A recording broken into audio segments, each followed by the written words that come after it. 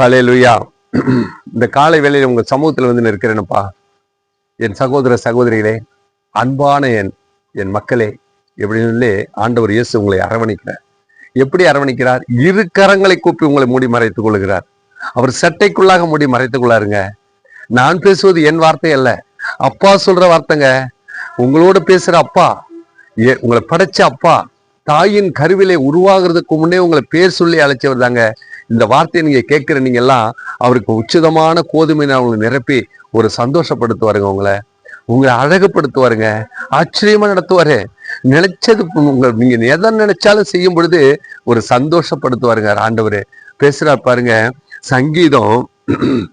சங்கீதம் 20வது சங்கீதம் முதல் வசனத்தை படிக்கிறவங்க, ஆபத்து நாளிலே, உங்களுடைய ஆபத்து நாள்ல கர்த்தர் உமது ஜெபத்தை கேட்பாராக.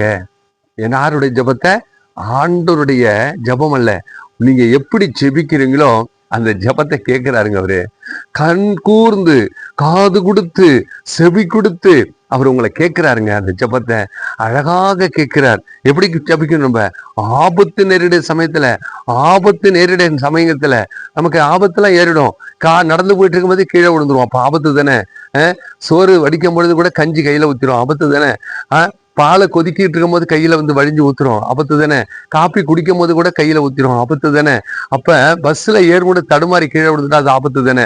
அப்ப ஆபத்து நாளிலே கர்த்தர் ஜெபத்தை அந்த நேரத்துல கூப்பிடணுங்க. நீங்க எது உங்களுக்கு ஆபத்தா ஏற்படுதோ அப்ப அந்த நேரத்துல ஆண்டவரை நோக்கி கூப்பிடணும். ஆண்டவருடைய நாமம் உயர்ந்த அடைக்கலமாவதாக. அவர் பரிசுத்த ஸ்தலத்திலிருந்து உனக்கு ஒத்தாசை அனுப்பி சீயோனிலிருந்து உன்னை ஆதரிப்பார். எப்படி ஆதரிப்பாரா? அவர் பரிசுத்த ஸ்தலத்திலிருந்து தூதர்களை உங்களை அனுப்பி உங்களை இரு கரம் குப்பி தோல் மீது சுமந்து தினம் அரவணைத்துக் கொள்வாருங்க.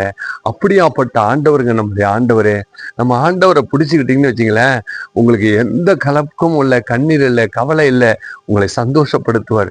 ஒவ்வொரு நிமிஷமும் அவரை கூப்பிடுங்க.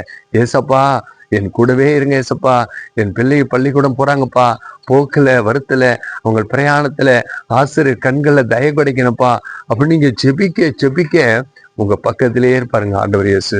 உங்க பக்கத்திலேயே அவர் இருப்பார். உங்களுக்கு நிழலா இருப்பாருங்க, அவருக்கு தூணா இருப்பாருங்க, அவருக்கு மலையா இருப்பாரு. ஆண்டவருடைய கரங்களோடு கூட இருக்குமுங்க.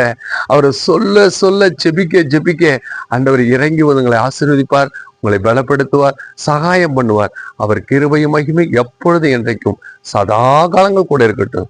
இயேசுவின் இரட்சகர் மூலியமா ஜெபிக்கிறோம் ஜீவனுள்ள பிதாவே, ஆமென்.